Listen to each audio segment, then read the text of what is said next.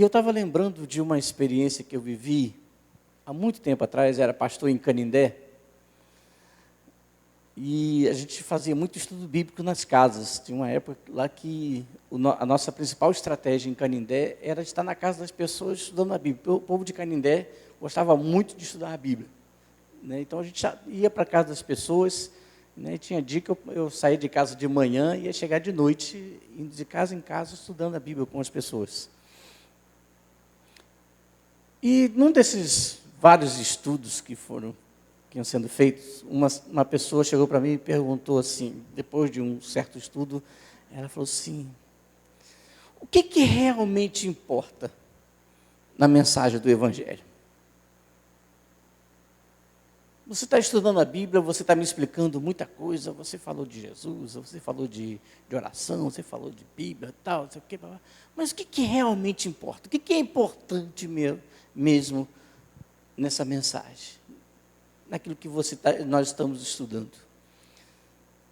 E na hora, aquela pergunta, assim, quando a pessoa faz uma pergunta assim de supetão, assim, você dá aquela resposta básica, aquilo que você já está acostumado a responder. Aí eu respondi para ela. E eu saí, depois de dar aquela resposta, de fazer aquele estudo, eu saí indo para casa e pensando naquela pergunta: o que importa? O que eu estou fazendo aqui? Eu estou indo na casa das pessoas, estou estudando a Bíblia, estou falando de um Evangelho, mas o que importa mesmo no nosso dia a dia, essa mensagem? O que realmente importa?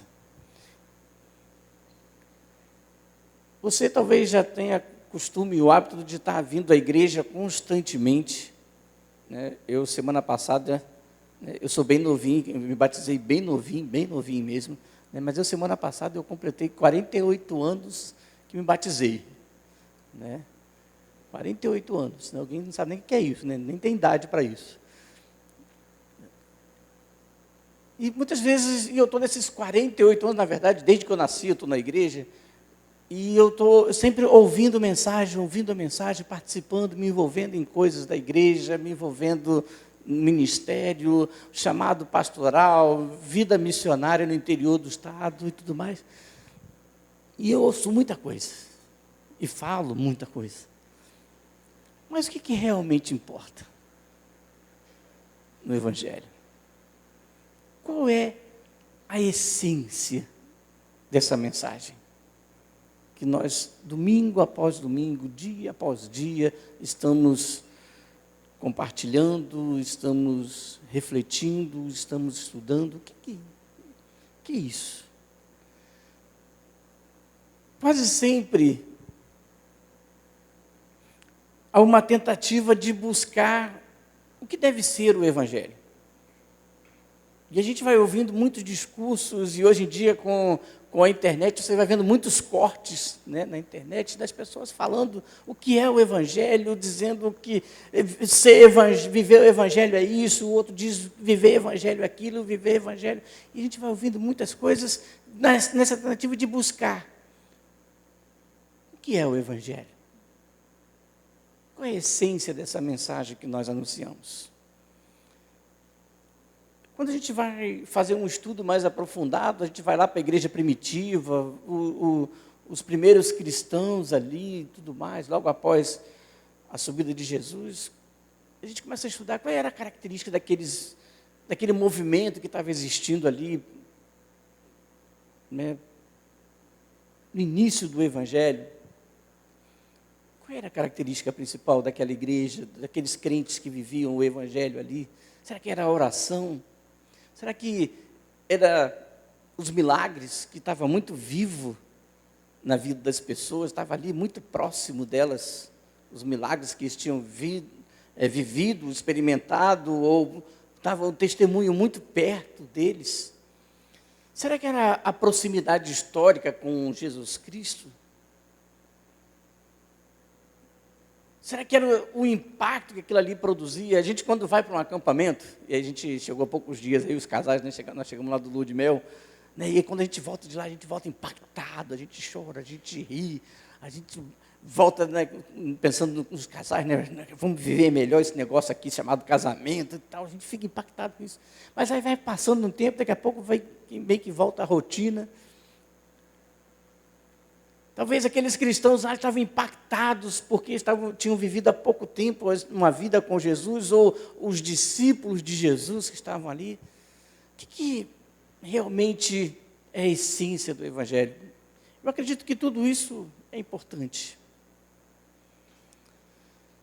E alguns teólogos, quando vão fazer o estudo sobre essa origem do Evangelho, e como os cristãos viviam, eles associam o fato de que havia naqueles cristãos uma autenticidade real, uma fé contínua, algo que era fruto de um acesso ao poder do Espírito que estava disponível para eles e que era muito evidente na vida deles. Mas o que é a essência do Evangelho? Eu volto àquela pergunta: o que realmente importa no Evangelho?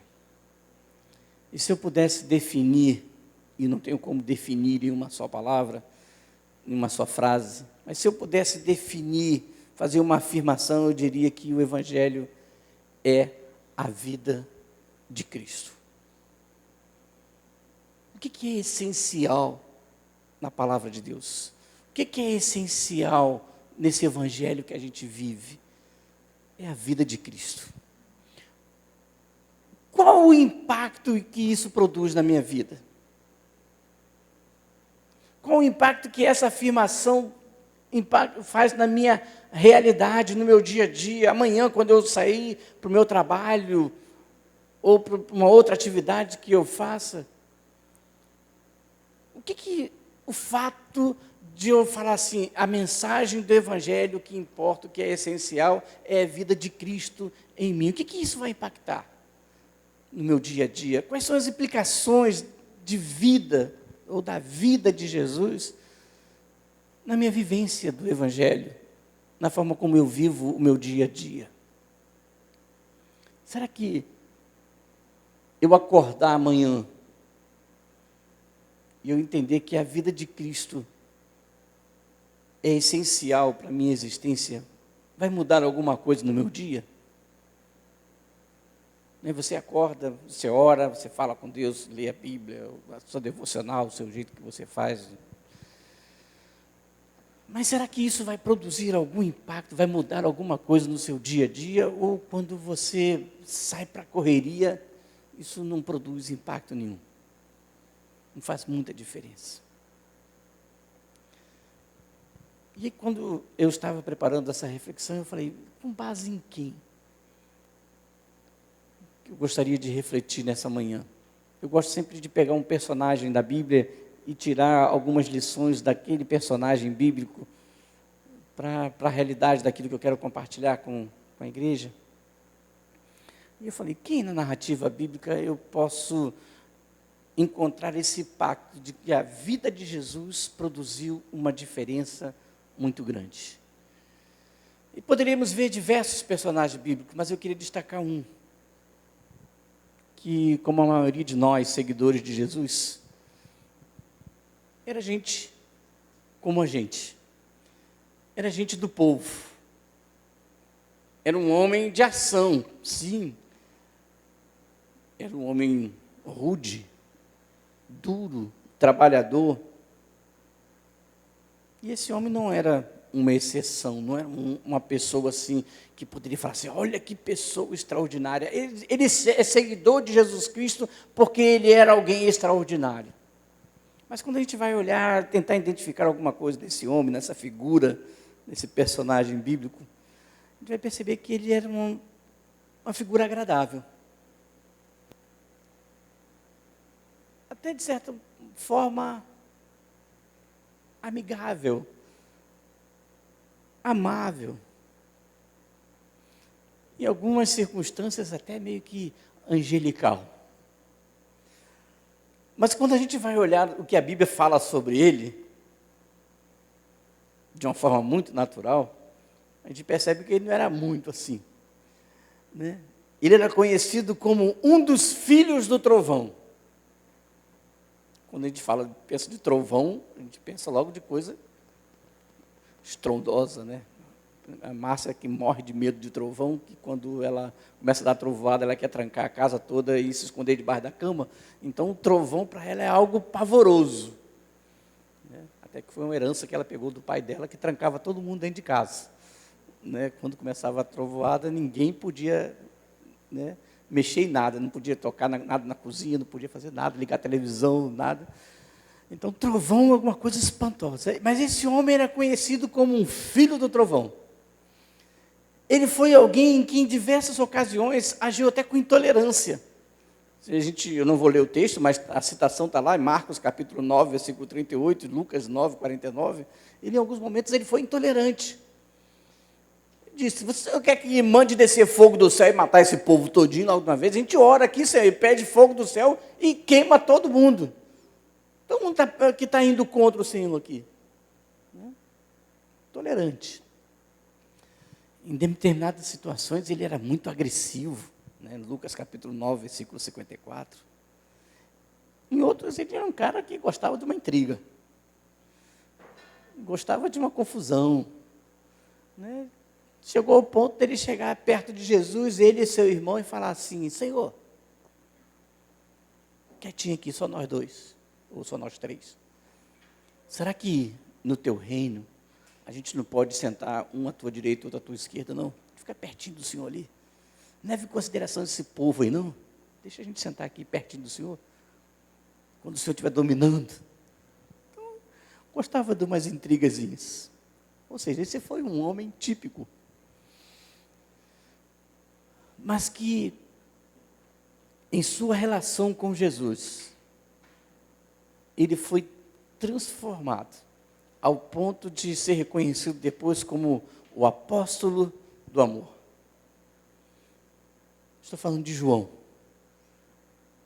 João, um dos discípulos de Jesus e, segundo alguns historiadores, o escritor das 3 cartas, né? 1ª, 2ª, 3ª João, lá atrás. E o que ele escreve naquelas cartas ali é fruto da sua experiência e de como aquela experiência com Jesus influenciou a sua vida. Como que ter o contato com a vida de Jesus fez diferença naquilo que ele vai fazer adiante. De olhar para a realidade e falar assim: rapaz, esse aqui é um homem doido. Mas, de repente, ele começa a escrever algumas coisas que a gente fala assim: esse homem teve realmente uma experiência com Jesus. Não foram suas práticas religiosas e nem por estar preso em tradições, regras e costumes que fez a diferença. Foi realmente o contato com a essência da mensagem que fez toda a diferença na vida de João.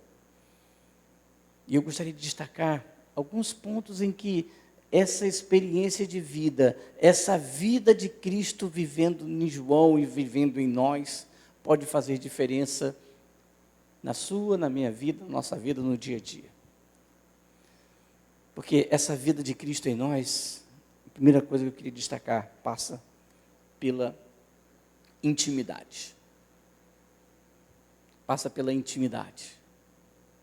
E quando João, lá na primeira carta de João, capítulo 1, versículo 1, ele diz: o que era desde o princípio, o que ouvimos, o que vimos com os nossos olhos, o que contemplamos e as nossas mãos apalparam, isto proclamamos a respeito da palavra da vida. Vocês observem que ele não estava falando de um conceito?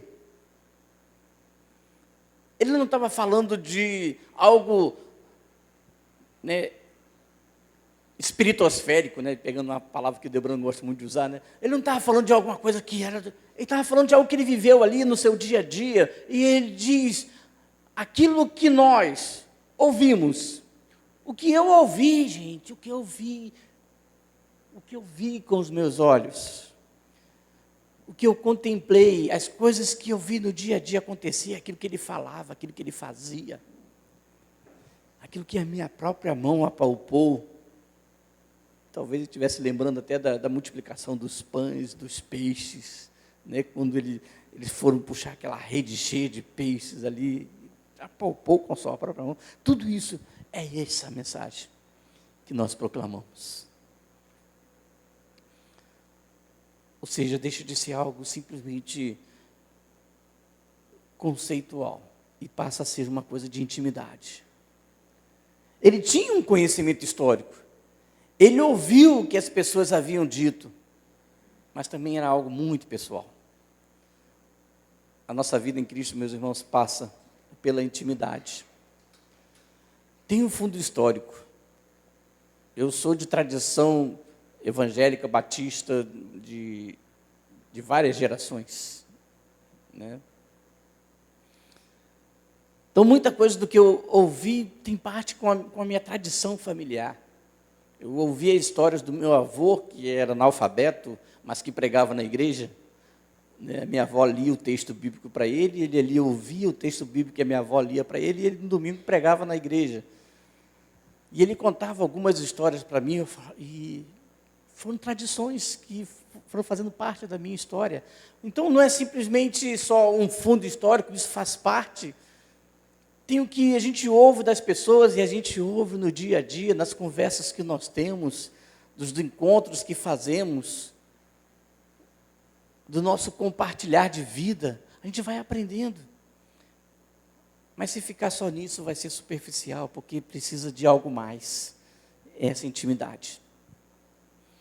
Pegando um exemplo de casal, intimidade não é só quando o casal está tendo uma relação sexual.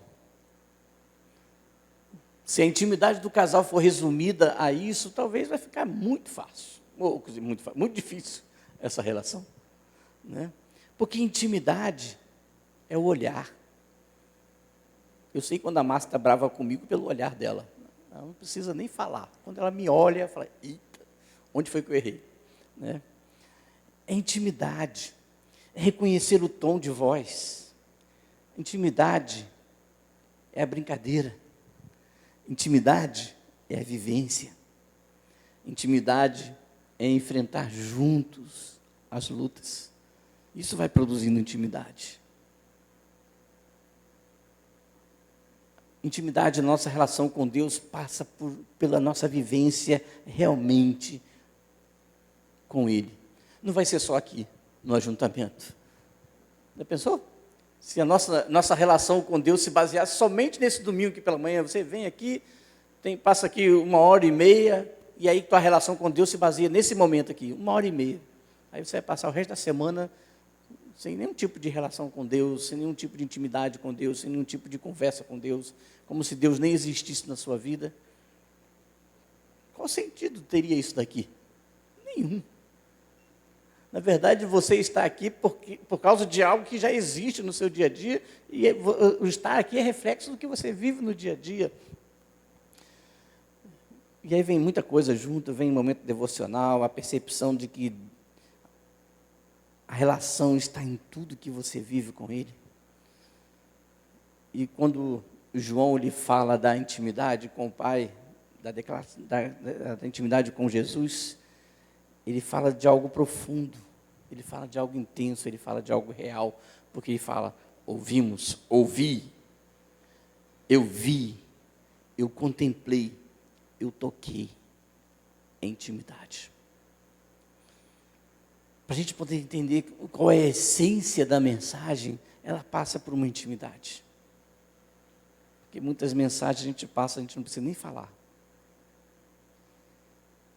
As pessoas olham e falam assim, tem algo diferente em você.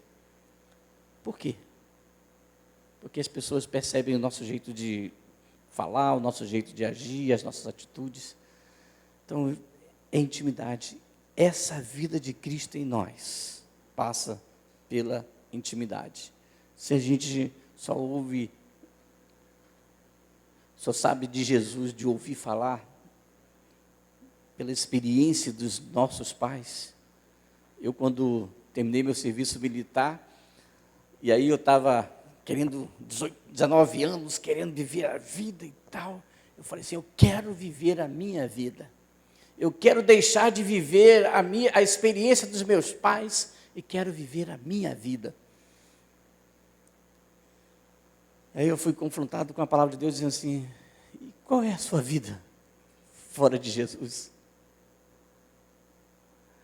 Mas foi um momento marcante na minha experiência, que eu falei assim, agora sim, agora eu tenho a minha experiência, não mais a experiência dos meus pais, não mais a experiência dos meus avós, dos meus irmãos, mas a minha experiência com Deus. E tenho construído isso todo dia. Então, essa vida de Cristo em nós é essa intimidade. Mas também essa vida de Cristo em nós é testemunho de uma experiência real. É testemunho. Se no primeiro momento fala de intimidade, agora fala de testemunhar. E João fala disso quando ele diz lá no 1 João, capítulo 1, versículo 2 e 3, ele vai dizer, a vida se manifestou. Nós a vimos e dela testemunhamos e proclamamos a vocês a vida eterna que estava com o Pai e nos foi manifestada com o Filho. Nós lhe proclamamos o que vimos e ouvimos, para que vocês também tenham comunhão conosco. Nossa comunhão é com o Pai e com o seu Filho Jesus Cristo. É um testemunho levado para a vida e é proclamado em nossas relações. Olha só que experiência linda de João. Ele estava vivendo, mas ele falou, eu não posso somente viver isso para mim. Eu quero viver de tal forma que eu possa testemunhar, que as pessoas ao olhar para a minha vida vão ver, tem algo diferente aí, e esse algo diferente tem a ver com Jesus. A vida de Jesus se manifestou quando ele diz, né, e o Pai se manifestou, se mostrou para nós, e aí nós podemos enxergar quem é realmente o Pai. Eu vejo e dela dou testemunho, não só isso, eu falo sobre isso. O que faço, quando faço, promove comunhão. Isso se torna real, com base no fato de que a comunhão que nós temos é com o Pai e com seu Filho Jesus. É nós entendermos que o testemunho de vida fala muito, gente.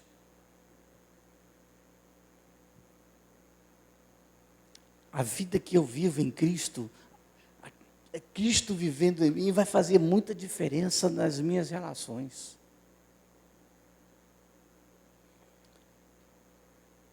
Uma vez a gente estava fazendo um estudo bíblico com uma senhora, também em Canindé. Eu gosto muito de contar essas experiências, tá? Me desculpe usar muitas experiências nossas, mas é para de algo que faz parte da nossa realidade. E nós estávamos estudando com a Bíblia com essa senhora, e o pai dela era muito contra que a gente estudasse a Bíblia com ela.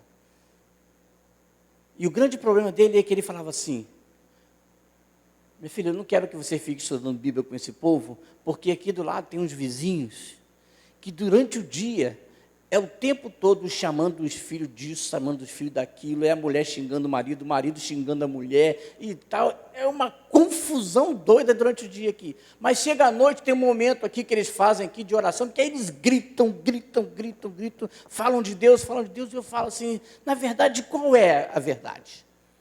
É a que eu vejo durante o dia? Ou é a que eu vejo durante a noite? Então, minha filha, não estude a Bíblia com esse povo, não, porque esse povo, eles vivem uma coisa e falam outra.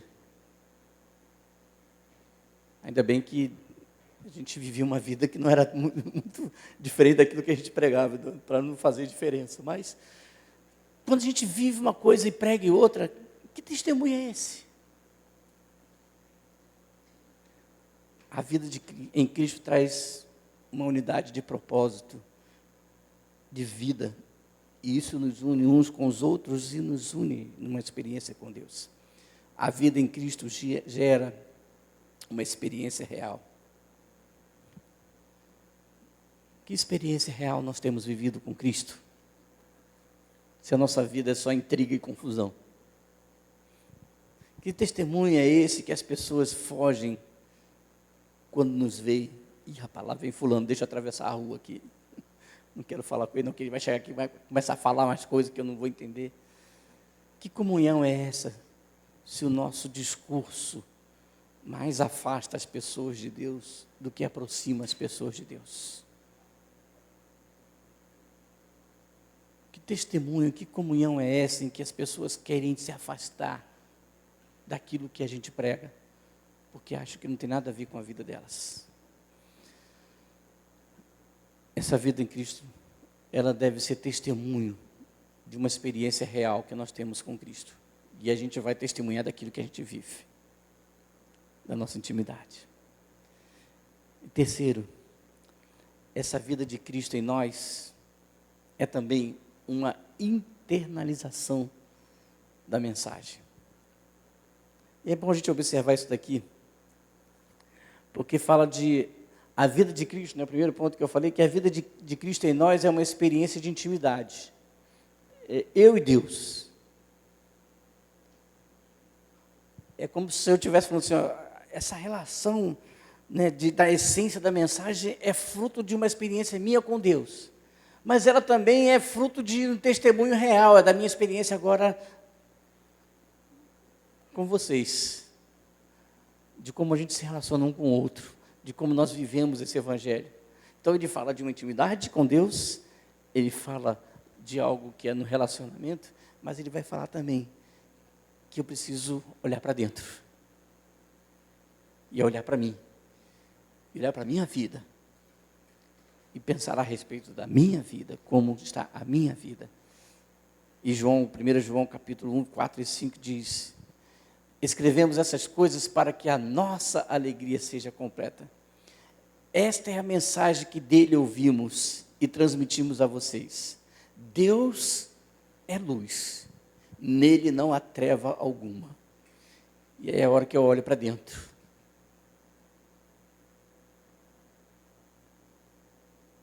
E deixa de ser algo conceitual, de algo que eu olho assim, estudo a teologia, que eu ouço, leio, tal, e agora passa a ter diferença, deixa de ser algo tradicional, ritualístico, e passa a ser algo que faz parte da essência da minha vida. E eu começo a olhar para dentro de mim. Eu começo a fazer um autoexame. Onde Deus está e a luz está, não há trevas. E eu começo a olhar para dentro de mim. E eu preciso avaliar algumas coisas da minha vida. Se Deus é luz e nele não há treva, eu preciso internalizar isso na minha vida. Ou seja, eu preciso deixar que ela penetre, essa luz, essa mensagem, penetre em espaços, muitas vezes, obscuros. Isso vai refletir para fora, mas começa dentro. Olhar para dentro de mim. Olhar para a minha vida. E pensar que você é a luz de Cristo. Muitas vezes a gente acha que nós somos a própria luz. Nós nos achamos a luz. Mas ele diz que você é luz de Cristo. Você está refletindo uma luz que não é sua. É a luz de Cristo. Então você tem que internalizar muito bem isso. E quando a gente compreende isso, algumas coisas acontecem. E aí João ele vai escrevendo sobre isso, ele vai falando sobre isso, dessa experiência, porque a vida de Cristo em nós, ela estará presente em muitos momentos. E quando isso acontece, eu não coloquei essa frase, porque tirei da minha cabeça, mas não está aí, mas é que somos levados a uma mudança de vida, a partir de uma nova compreensão da mensagem do Evangelho, que resultará em restauração. Quando olha para dentro, essa luz começa a olhar e penetrar dentro da minha vida, em campos obscuros, começa a entrar num lugar escuro e começa a trazer luz para algumas coisas, trazer ao dia, a claridade ali, como que as coisas estão acontecendo. Nós somos levados a uma mudança de vida a partir de uma nova compreensão do que? Da mensagem do Evangelho, que resultará em restauração. E aí, eu gostaria de encerrar lendo alguns textos de 1 João, que ele vai continuando, eu mudei um pouquinho a ordem aqui, mas vocês vão entender. 1 João capítulo 1, versículo 6 diz: se afirmarmos que temos comunhão com Ele, mas andamos nas trevas, mentimos e não praticamos a verdade. Falar que anda com Ele, mas isso não produz mudanças, é ilusão. É ilusão. É preciso encarar a nova realidade, entender que precisamos dele para mudar. E quando falamos disso, nós estamos falando de metanoia, de metamorfose, de uma mudança de dentro, não só de forma, nós estamos falando de uma mudança de mente, de mudança de pensamento, de mudança daquilo que está internalizado, porque muitas vezes a gente muda a forma, mas lá dentro continua muito parecido. E quando João fala assim, eu preciso mudar, é o que está lá dentro. Se afirmamos que temos comunhão com Ele, a luz dele está em mim, não ando mais nas trevas. Nós mentimos, mas continuamos andando em trevas, nós mentimos e não praticamos a verdade. 1 João capítulo 1, versículo 8 e versículo 10, diz, se afirmarmos que estamos sem pecado, enganamo-nos a nós mesmos, e a verdade não está em nós. Se afirmarmos que não temos cometido pecados, fazemos de Deus um mentiroso, e a sua palavra não está em nós. O problema não é só a mentira que a gente fala para os outros. O problema é quando a gente está mentindo para a gente mesmo. Isso que é o grande problema, é quando eu estou mentindo para mim mesmo e eu estou querendo passar para as pessoas uma imagem que eu não sou. E aí, além da mentira que eu estou passando para as pessoas, é a mentira que eu estou vivendo. E quando eu olho para a minha vida é uma mentira. Porque mentir para mim mesmo é apenas uma tentativa de me esconder da realidade e deixar de viver algo novo que Ele quer que a gente viva. Mentir para mim mesmo é não compreender o que o Evangelho de Jesus Cristo tem para oferecer, que é a própria vida de Jesus Cristo em nós. Em 1 João capítulo 1, versículo 7, 9, diz, agora, se porém andamos na luz, como Ele está na luz, temos comunhão uns com os outros. E o sangue de Jesus Cristo, seu Filho, nos purifica de todo o pecado. Aí vem a declaração final nesse versículo, nessa parte do capítulo, né, da carta de João, que diz, se confessarmos os nossos pecados, Ele é fiel e justo para perdoar os nossos pecados e nos purificar de toda injustiça. A restauração, meus irmãos, é consequência de uma entrega de vida, de uma mudança e de uma experiência de internalização dessa mensagem. E a gente começa a compreender o que é essa mensagem. E eu fiquei pensando, o que é essa vida de Jesus Cristo em nós? O que é internalizar essa mensagem? O que é viver essa experiência? Como que essa mudança acontece? E aí quando a gente olha para a vida do próprio Jesus, quando Ele vem a este mundo e quando Ele está com seus discípulos, preparando a ceia, e Ele começa a lavar os pés dos discípulos, e então os discípulos falam, não, Senhor, mas o Senhor não pode fazer isso, o Senhor não pode lavar os nossos pés. E aí Ele diz a seguinte afirmação, vocês me chamam de Senhor e Mestre, e eu sou Senhor e Mestre. Eu sou. Mas eu vim aqui para servir. Eu estou aqui para servir. Que mensagem que Jesus estava passando? Eu sou o Senhor. Eu sou o Senhor da vida. Sou o dono de tudo isso. Eu sou o mestre, eu sou quem ensina para vocês, mas eu estou servindo. E o que Ele quer de nós? A mesma coisa. Então, quando nós falamos da essência da mensagem, nós não estamos falando de dominação. Nós não estamos falando de controle. Não estamos falando que nós viemos para ser cabeça e não cauda. Né? Porque nós somos filhos do rei, nós nascemos para dominar o mundo. Jesus não está falando nada disso. Jesus está falando, você quer ser o primeiro? Porque primeiro é aquele que serve. Você quer ser o maior? Seja servo. Sirva. E a vida de Jesus foi o tempo todo disso. A sua morte na cruz foi um serviço em favor de cada um de nós. A sua crucificação, todo o seu martírio foi em favor de cada um de nós. Então, qual é a essência da mensagem? O que é a mensagem do Evangelho? O que nós vamos pregar para as pessoas? O que nós vamos viver para as pessoas? É a vida de Cristo em nós. E qual é o segredo dessa vida? Ela passa pela intimidade, passa pelo testemunho, passa por uma internalização da mensagem. E quando isso acontece, meus irmãos, isso vai levar com certeza a uma mudança de vida. Vai trazer para nós uma nova compreensão da mensagem e vai produzir restauração. E a gente vai entender que o nosso papel aqui é de servir. É de fazer diferença neste mundo. A falta de compreensão da mensagem destrói a nossa relação com Cristo. A nossa falta de compreensão da mensagem muitas vezes torna essa mensagem apenas conceitual. E algo que faz parte da tradição, porque eu tenho que todo domingo de manhã na Candeias assistir o culto lá, ver o pastor Cláudio pregando, ver o pastor Devrando pregando, o pastor Marcos pregando, ou Adriane pregando, ou qualquer outra pessoa que esteja aqui. Isso faz parte da minha tradição. Então eu tenho que estar lá todo domingo, eu vou domingo de manhã ou domingo à noite. Não, não é isso. Porque a falta de compreensão da mensagem vai levar a uma experiência com Cristo que é apenas um ritual. E Ele está chamando a gente para algo que é muito além de um ritual. Porque à medida que nós entendemos a essência da mensagem, a nossa relação com Cristo se torna o motivo da nossa adoração.